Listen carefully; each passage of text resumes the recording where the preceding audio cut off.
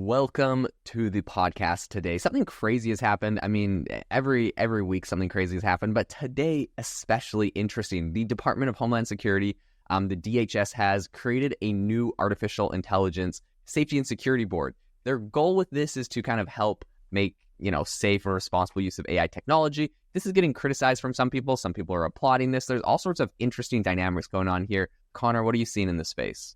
Yeah, so this is like a space that you and I talk about offline a lot, Jaden, I feel like, which is the safety and security aspect. And of course, the White House came out with that executive order. Gosh, it must have been 6 months ago or something like that. But things change so quickly in 6 months that it's just interesting to see, what does this look like now? So with this Department of Homeland Security thing, the interesting thing to me is that this board is 22 members. And it really does, I agree, it's gotten a fair amount of criticism, right? I mean, it's these CEOs from the big guys, right? Like the OpenAI, Microsoft, Google, et cetera. And then you have, NVIDIA, IBM, Adobe. Everybody's on there. And then you have a few of these kind of public policymakers. There's some random ones like the governor of Maryland and the mayor of Seattle is on there, things like that. And they have some representatives from civil rights. So, look, I'm not here to bash anybody because, Jaden, I would know the first thing to do if I was in government, right? And how to do this. And they're going to be meeting starting in, I think actually as soon as this month to try to come up with these, real practical solutions for implementing it in daily life. But if you remember back on the executive order, it was a lot about, obviously safety, but I don't think anybody knew, but also a lot about jobs, a lot about upskilling. And I don't think they know exactly what direction they want to run with this. But this is just fascinating to me because where do you even start with the government in terms of this balance of, what are we trying to do? I think it's sort of like a Rorschach test where everybody looks at AI safety and security and sees something very, very different, right? So some, if depending on kind of which side you're standing on, you're either saying, yeah, this is a legit existential threat to humanity. We have to be very, very careful about this.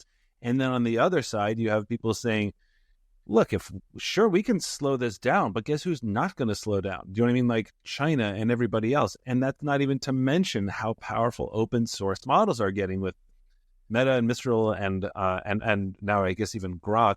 And so those in the hands of bad actors. So it's this, and I don't want to be the guy who's the only thing that stops a bad guy with a gun is a good guy with a bigger gun. I don't mean that. I just mean, where do when you see this, Jaden, where does your head even go? Are you kind of okay, well, this is the right thing to do, or oh my gosh, they're already blowing this?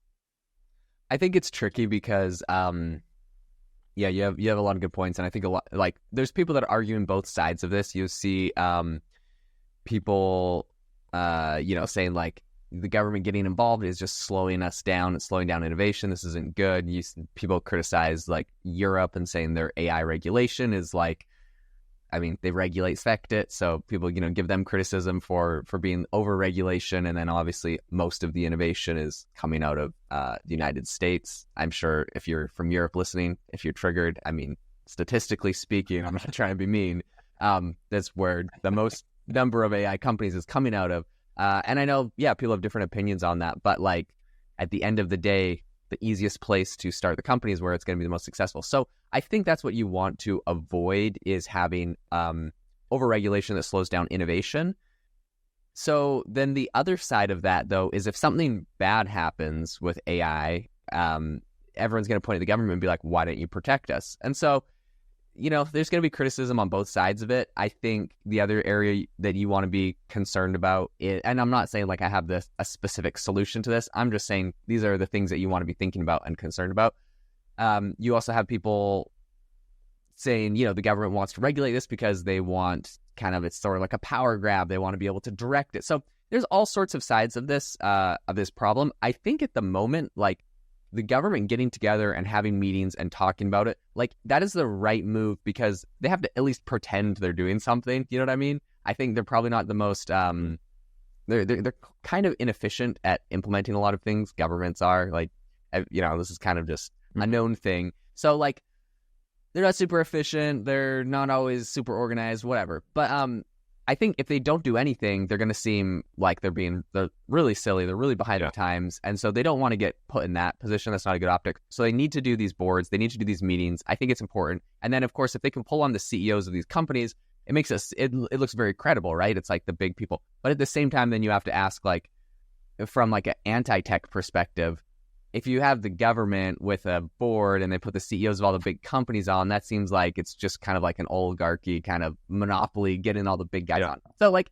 I just feel like there's not a lot of good optics, but I don't know if there really is a winning solution. And so they're just running a play. I don't know if there's a better play at the moment that they can be running. Like, if you have, they have NVIDIA, IBM, Adobe, Amazon, Cisco, AMD, I think, OpenAI, Microsoft, Google, like they have all the CEOs of all these companies on this board. So like, they're not going to regulate those companies in a way that negatively impacts them. All of them are going to vote, no, that's bad for the industry. So it's like the government isn't really being set up as an opposition to whatever is going on. And maybe that's a good thing, because maybe it's a collaboration for how they can keep the innovation going. So yeah, I don't know. I guess depending on what your outcome is how you'd set this up.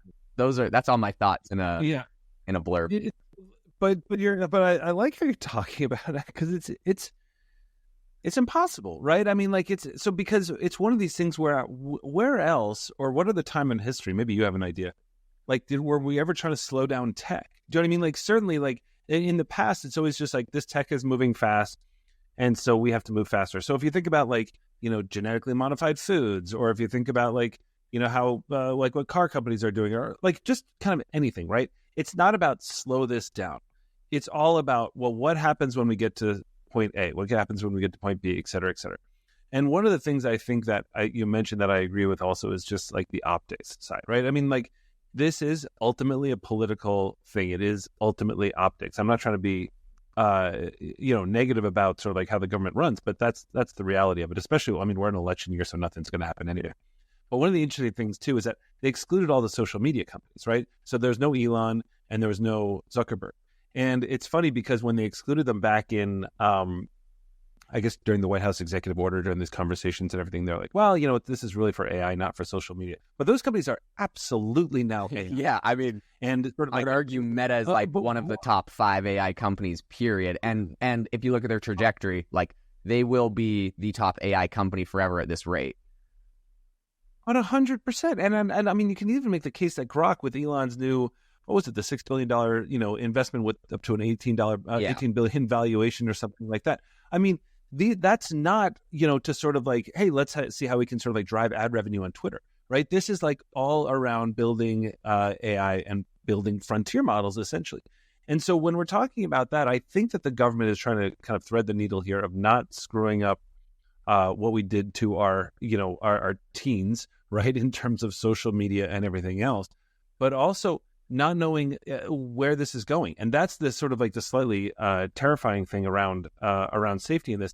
I just have never seen sort of like what it looks like to try to slow down models. And I think when we're talking about Department of Homeland Security, it is a slightly different, I guess, purpose of action than the executive order would have been.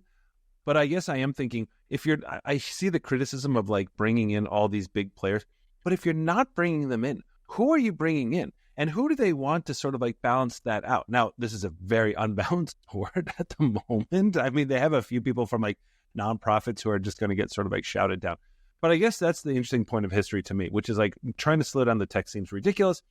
And also, when you're writing up the rules, how are they going to be classified? Because you're right about Europe too. I mean, Europe's regulations are going to be way stricter than American regulations and North American regulations. And then, but that's the problem with this, is that this is not, these aren't local technologies. Do you know what I mean? Like these are technologies that sort of like spread throughout the planet. So look, I mean, Claude just came out with their app and I immediately heard that, people around the world weren't getting the Claude app. So in a way you could shut things down, but I don't know, Jade, it's one of these ones that I feel like I'm like just spinning around in circles trying to figure this one out. It's so interesting. So here's the problem that you face when you do regulation and technology, and not just technology, but any industry. There's the system is set up in a way where like inevitably kind of conflicts of interest arise, and it's really hard to get around it. So the problem is when you're trying to regulate or talk about regulating or making some rules around something like AI, for example.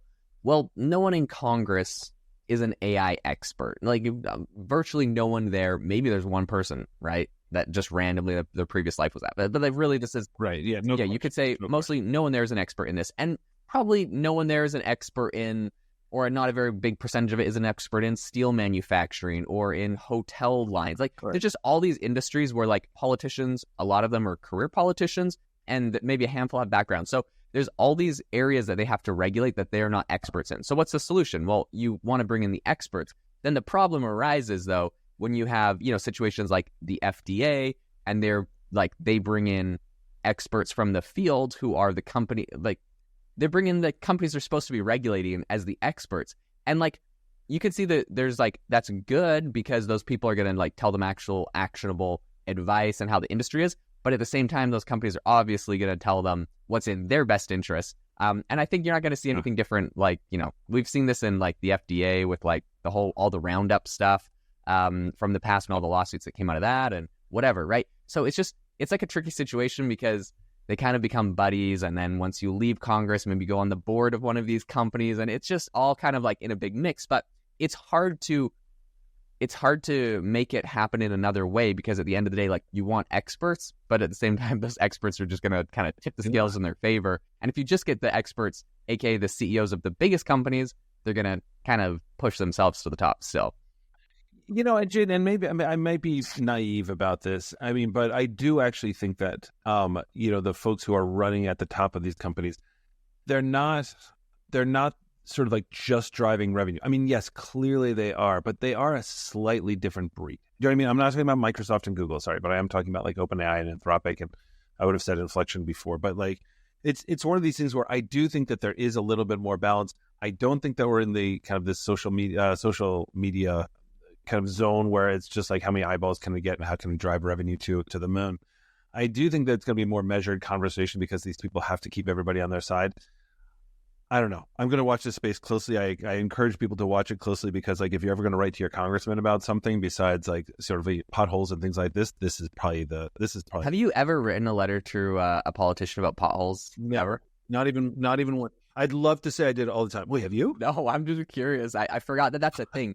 I'm pretty sure if your tire gets popped in a pothole, can you like call your city and then get like reimbursed for your flat tire or something? I love this new podcast we're doing. Guys, if you're fed up with your municipal government, yeah, I mean, my gosh, I don't know. All I know is that when people write letters, they seem to sort of actually get read. And so listen, why not send something in? Well, if you enjoyed the podcast today, if you learned something new, we really appreciate it if you could leave us a review on Apple or Spotify. We listen to them all, we appreciate them all, and we hope that you all have an amazing rest of your day.